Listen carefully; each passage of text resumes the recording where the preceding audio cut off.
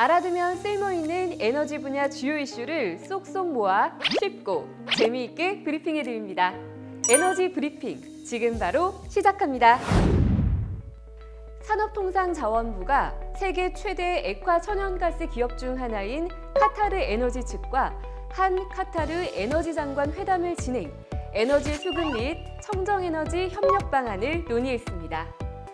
이번 회담은 작년 10월 한 카타르 정상회담을 계기로 양국 간 협력 관계가 한층 공고해진 상황에서 카타르 측 에너지 분야 최고위급 인사와 정상 순방 성과를 점검하고 후속 조치를 논의하기 위해 개최되었는데요. 아울러 최근 중동의 지정학적 위기로 에너지 수급에 대한 국제적 관심이 높아진 상황에서 1999년 이래 우리의 핵심적인 LNG 공급국인 카타르 에너지 부문 최고 책임자와의 만남으로 에너지 수급 안정에 대한 양국의 협력 의지를 재확인하는 자리가 되었습니다.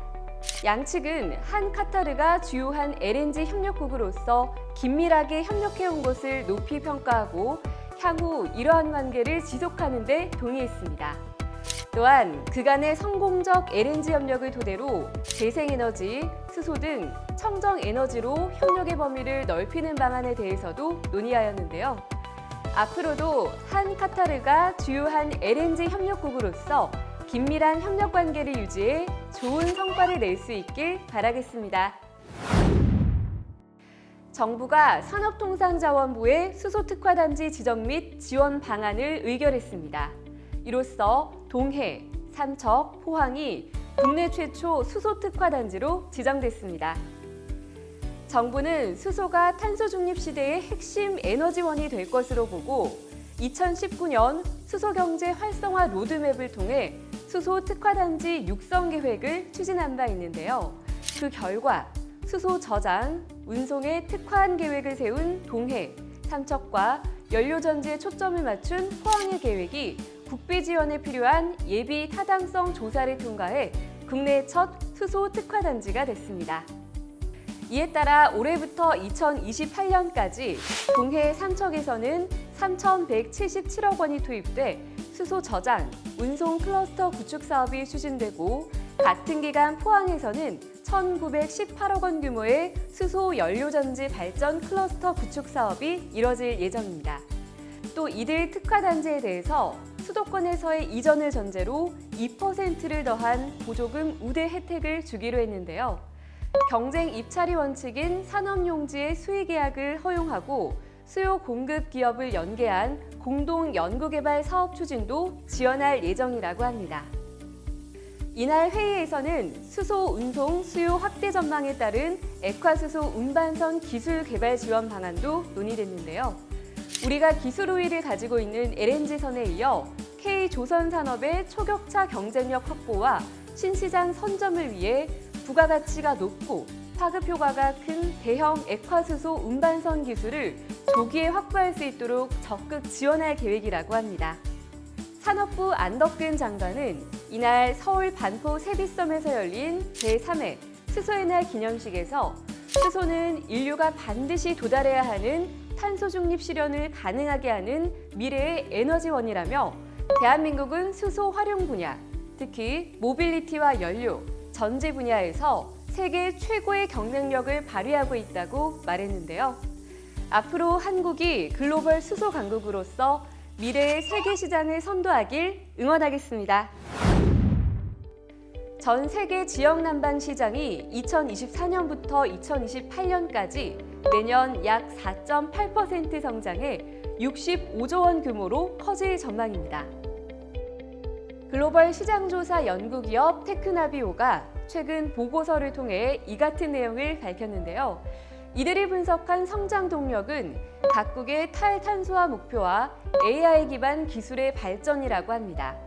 전 세계적으로 효율적이고 친환경적인 에너지 사용을 장려하기 위해 정부 지원도 확대하고 있는데요. 예를 들어 독일과 영국에서는 지열 및 열 네트워크 효율성을 높이기 위한 자금 지원이 이뤄져 주민들에게 혜택을 주고 있다고 합니다. 지역 난방 시장이 성장하는 이유 중 하나는 바이오매스, 지열, 태양열 같은 재생 가능한 에너지원을 많이 사용해 탄소 배출을 줄이고 있기 때문인데요. 여기에 스마트 미터, 센서, 실시간 모니터링, 부하 분산, 데이터 분석 및 에너지 관리가 지역 에너지 시스템을 최적화하는 데 도움이 되고 있다고 합니다. 또한 산업체의 폐열 회수와 분산형 난방도 인기를 얻고 있는데요. 태양열 및 풍력과 같은 재생 가능 에너지원은 효율성을 높여 온실가스 배출을 줄이기 위해 지역 난방 시스템에 통합되고 있다고 합니다.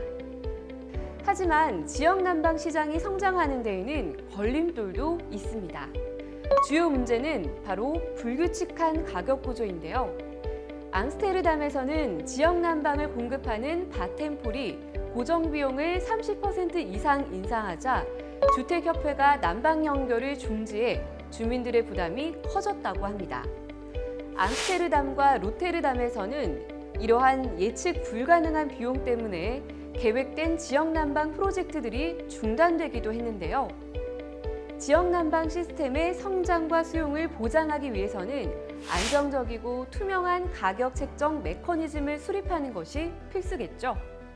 이러한 조치가 없으면 소비자와 지방자치단체는 지역 난방 시스템에 투자하거나 지원하는 것을 주저할 수 있으며 이는 보다 지속 가능한 도시 난방 솔루션을 향한 진전을 지연시킬 수 있다고 보고서는 결론을 내렸습니다.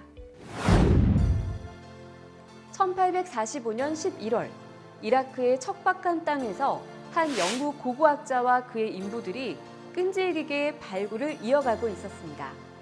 그럼에도 아무리 파고 또 파도 유물은 나오지 않았고 지친 인부들은 철수를 요청했는데요. 하지만 고고학자 레이어드는 조금만 더 해보자며 인부들을 독려했고 결국 그들은 단단한 땅 아래에서 역사적인 유물, 검은 오벨리스크를 발견할 수 있었습니다. 만약 그때 인부들이 포기했다면 이 유물은 여전히 땅속에 잠들어 있었겠죠. 우리의 일상에서도 이러한 순간들이 종종 찾아오는데요. 프로젝트가 예상대로 풀리지 않거나 끝이 보이지 않을 때 좌절하고 포기하고 싶은 생각이 들기도 하죠. 하지만 조금만 더라는 한 걸음 한 걸음이 쌓여서 좋은 결과를 만들어내는 경우가 많습니다. 우연처럼 보이는 행운도 사실 이런 작은 인내의 결과인 거겠죠. 오늘 하루도 목표를 향해 힘차게 달리고 있는 여러분들, 우리 조금만 더 힘내볼까요? 포기하지 않고 끝내 다다른 곳에서 좋은 소식이 기다리고 있을지도 모르니까요. 그럼 에너지 브리핑은 여기서 마치겠습니다. 다음 시간에 새로운 소식으로 또 만나요.